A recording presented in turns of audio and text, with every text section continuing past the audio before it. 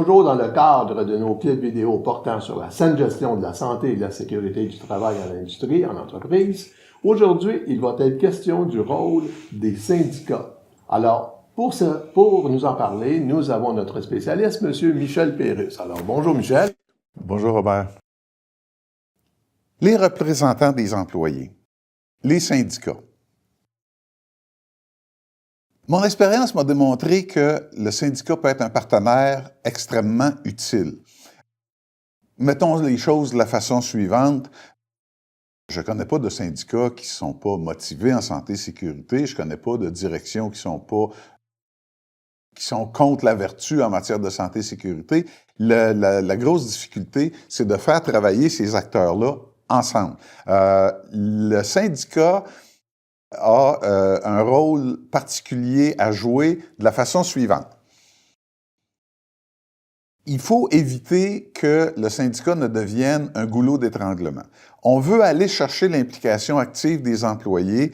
Le syndicat, c'est la porte ouverte pour aller chercher cette implication active.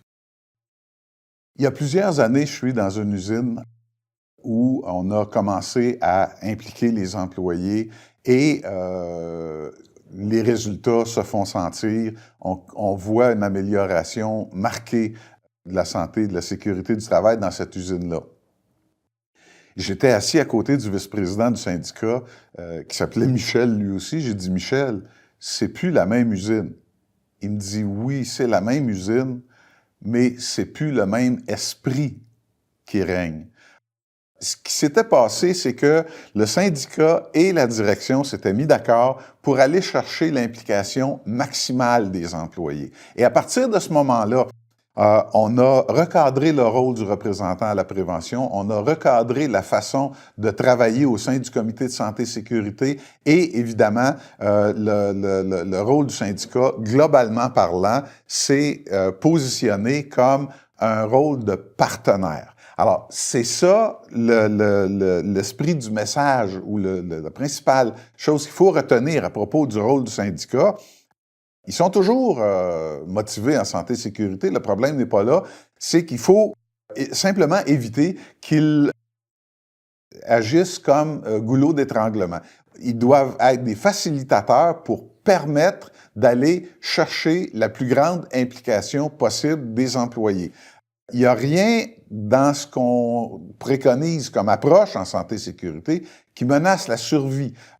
La santé et sécurité ne sera jamais une menace ou une tentative de désyndicalisation. Au contraire, à partir du moment où on a une approche ouverte, on a une approche de partenariat.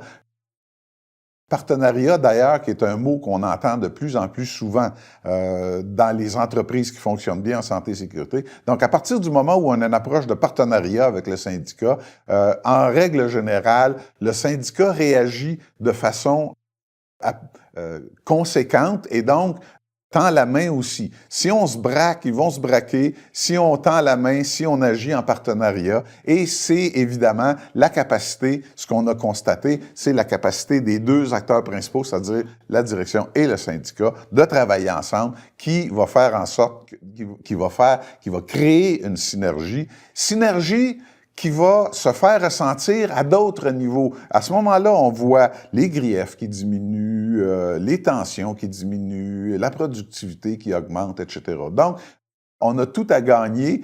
Évidemment, la santé-sécurité est un prétexte, est un terrain, est un sujet tout à fait approprié pour démarrer ce partenariat. Et on l'a vu dans certaines usines. À partir du moment où on a ce partenariat, il n'y a plus grand-chose d'impossible.